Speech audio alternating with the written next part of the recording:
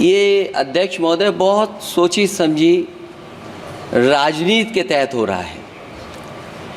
अध्यक्ष महोदय, जब लोकतांत्रिक तरीके से चुने जाने की पहले से प्रक्रिया है तो उसको नॉमिनेट क्यों किया जा रहा है? वहीं जहां अन्य धार्मिक जो मसले हैं, बॉडीज़ हैं, उनमें कोई गैर बरादरी का नहीं आता है। मान लीजिए वक्फ बोर्ड में गैर मुस्लिम को शामिल करने का औचित्य क्या बनता है? और अध्यक्ष महोदय, इतिहास के पन्नों को अगर हम पलटें, अगर आप जिला अधिकारी को सब ताकत दे देंगे, उन इतिहास के पन्नों को मैं नहीं पलटना चाहता हूं कि एक जगह पर एक जिलाधिकारी महोदय ने क्या किया था, उसकी वजह से आज और आने वाली पीढ़ी तक को भी सामना करना पड़ा।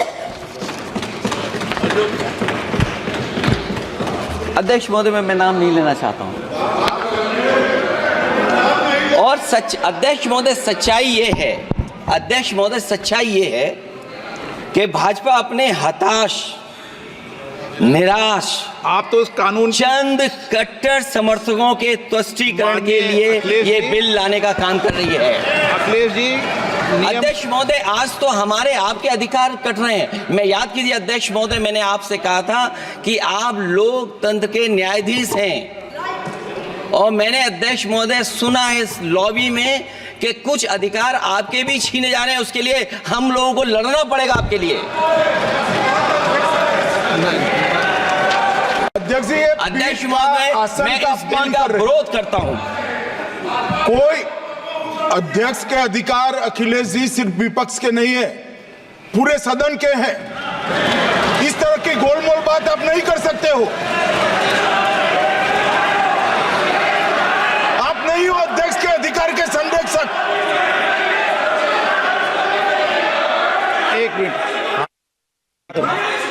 एक मिनट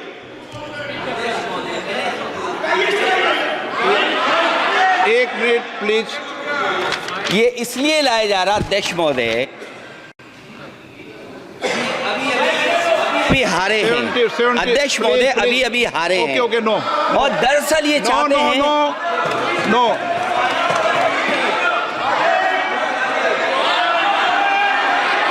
रिकॉर्ड में नहीं जा रहा आपका कुछ भी, रिकॉर्ड में नहीं जा रहा।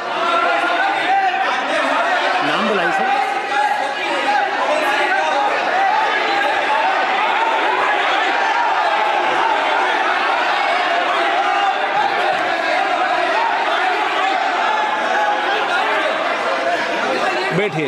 बैठिए। माननीय सदस्यगण, please.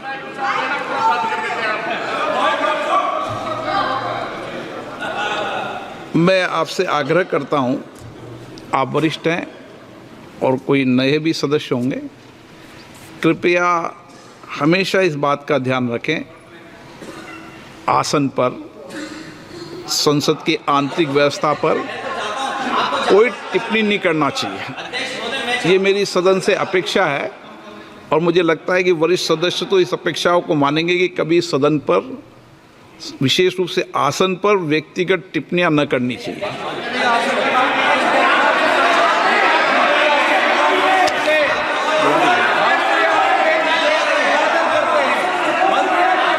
Okay. Kalyan Banerjee, I am opposing the legislation. हाँ, Introduction of the legislation. Just first of all, this is beyond the legislative competency of the central government to make this amendment which touches in respect of the land coming within the 7th schedule. Property is the question which can be decided by only the civil court, but no any authority under which law this power has been given to decide the property, title of the property, how it can be done. Civil law will be taken away. This bill is completely contrary to the constitutional morality. This bill is intended to, this is a malice, this suffers from malice in law. It's a malicious legislation because this bill is targeting the Muslims of this country. This cannot be tolerated. There are number of reasons. Sir, just 1 minute, sir. Not 1 minute, 15 seconds. Sir, before election, there was an attempt in the country that to make the country as a Hindu Rashtra, which has been rejected by the people of this country. This bill एक minute please एक minute.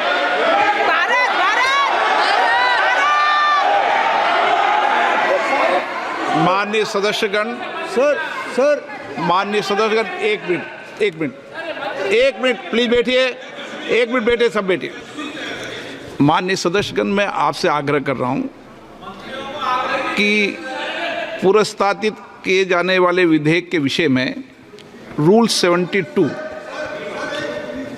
क्योंकि एक minute please बैठिए, आप please बैठिए। Rule 72 के अंदर, एक मिनट प्लीज बैठिए, प्लीज बैठिए, नो प्लीज बैठिए, अभी बात सुनिए, पूरी बात सुनिए अभी, प्लीज बैठिए, देंगे 1 मिनट, बैठिए, आपका नाम होगा तो देंगे लिस्ट में। धन्यवाद अध्यक्ष जी। हम सब जानते हैं कि भारत की अधिक आबादी वो ग्रामीण क्षेत्र में रहती है, और शायद इसी बात को ध्यान में रखते हुए कि जब तक ग्रामीण क्षेत्र का बिजलीकरण नहीं होगा तब तक उनका सामाजिक और आर्थिक विकास संभव नहीं है। और इसी बात को देखते हुए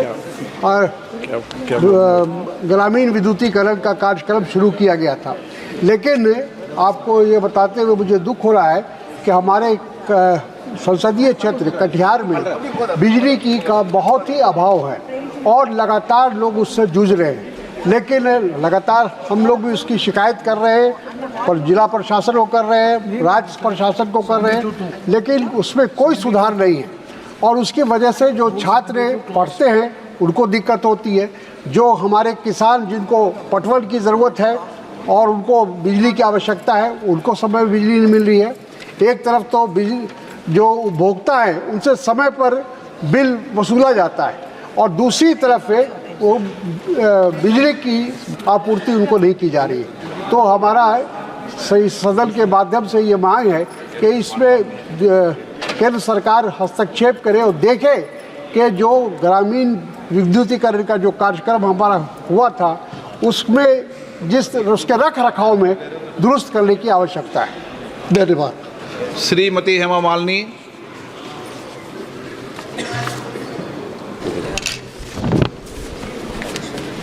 प्रधानमंत्री किसान ऊर्जा सुरक्षा एवं उत्थान महाअभियान तथा पीएम कुसुम योजना के तहत किसानों की निजी भूमि पर सोलर एनर्जी उत्पादन के लिए प्लांट लगाने का प्रावधान किया गया है। उद्देश्य अभी देखा गया है कि बुंदेलखंड के किसानों द्वारा इस दिशा में तेज़ी से कदम बढ़ाया गया, लेकिन उसका अनुभव इतना उत्साहवर्धक नहीं है। सोलर प्लांट के लिए लीज पर ज़मीन देने वाले किसानों को आकर्षक लाभ नहीं मिल पा रहा है, न फसल का अधिक उत्पादन हो रहा है और ना ही सोलर एनर्जी का उत्पादन हो रहा है। मूल समस्या सोलर प्लेट की है। सरकार को सोलर प्लेट की इस प्रकार की प्रणाली खेतों में लगाने की आवश्यकता है, जिससे फसल का भी भरपूर उत्पादन हो, पर्याप्त ऊर्जा का भी उत्पादन हो।